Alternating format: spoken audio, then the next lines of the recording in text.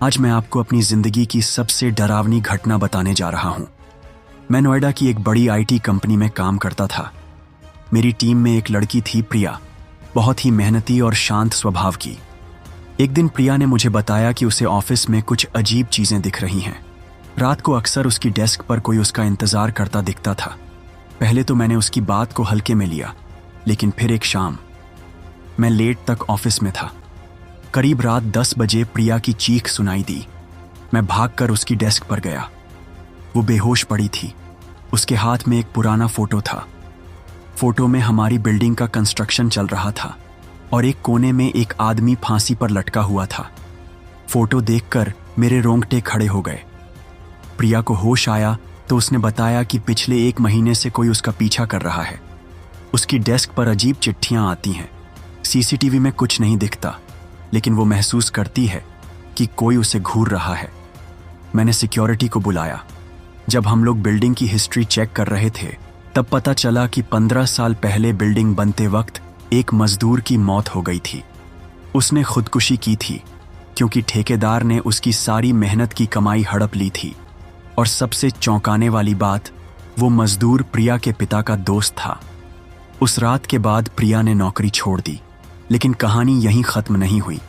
1 महीने बाद मुझे प्रिया का फोन आया। उसकी आवाज कांप रही थी। उसने कहा, भैया, वो मेरे घर आ गया है। वो मुझसे कुछ चाहता है। मैं तुरंत उसके घर की तरफ भागा। रास्ते में उसका फोन बंद हो गया। मेरा दिल धक धक कर रहा था। जब मैं उसके घर पहुंचा तो दरवाजा खुला था। अंदर का नजारा देखकर मैं सन्न रह गया। पूरा घर बिखरा हुआ था। दीवारों पर लाल रंग से कुछ लिखा था, न्याय चाहिए। प्रिया बेहोश पड़ी थी और उसके हाथ में एक पुराना दस्तावेज था। वो दस्तावेज प्रिया के पिता और उस मजदूर के बीच का एक एग्रीमेंट था। पढ़कर मेरे होश उड़ गए। प्रिया के पिता ने उस मजदूर से पैसे उधार लिए थे, लेकिन कभी लौट आए नहीं।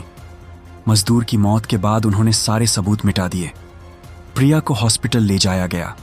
डॉक्टर्स ने कहा कि उस पर किसी ने हमला नहीं किया, लेकिन उसके शरीर पर कई जगह नीले निशान थे, जैसे किसी ने उसे पकड़ा हो।